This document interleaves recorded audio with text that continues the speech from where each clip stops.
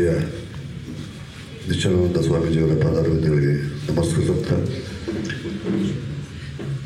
ಲಲಿತಮ್ಮ ಅವ್ರಿಗೂ ನಮಸ್ಕರಿಸುತ್ತಾ, ಬಾನಿ happy birthday. ಮಕ್ಕಳು ಸೇರಿದ್ರಿ, ಎಷ್ಟು ಮುದ್ದಾದ ನಾಟಕ ಮಾಡಿದ್ರಿ.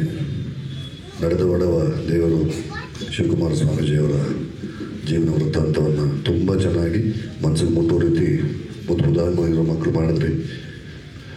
ಡೇವಿಡ್ ತಾನೇ ಹುಡುಗ, ಡೇವಿಡು ಶಿವಕುಮಾರ ಸ್ವಾಮೀಜಿಯವರು ಏನು ಸಂಬಂಧ ಇತ್ತು ಗೊತ್ತಿಲ್ಲ.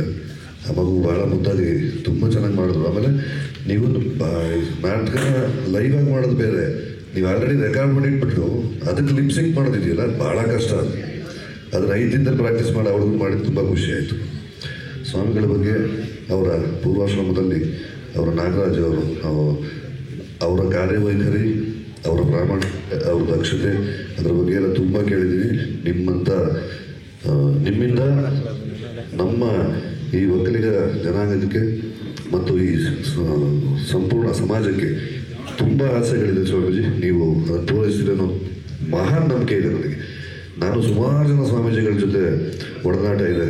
ನಿಮ್ಮಲ್ಲಿ ನಾನು ಅದನ್ನು ಮೀರಿದ್ದೇನೋ ಎಕ್ಸ್ಪೆಕ್ಟ್ ಮಾಡ್ತಾ ಇದ್ದೀವಿ. ಮತ್ತು ನೀವು ಮಾಡ್ತೀರೇನೋ ಅನ್ನೋ ದೃಢವಾದ ನಂಬಿಕೆ ನಮಗಿದೆ.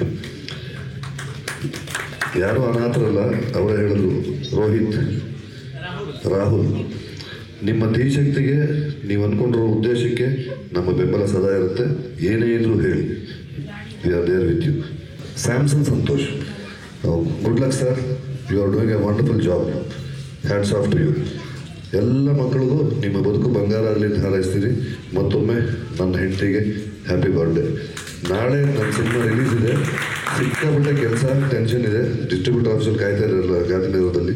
ದಯಮಾಡಿ ನೀವು ಅನುಮತಿ ಕೊಟ್ಟರೆ ನಾನು ಹೊರಡ್ತೀನಿ. ಶುಭರಾತ್ರಿ.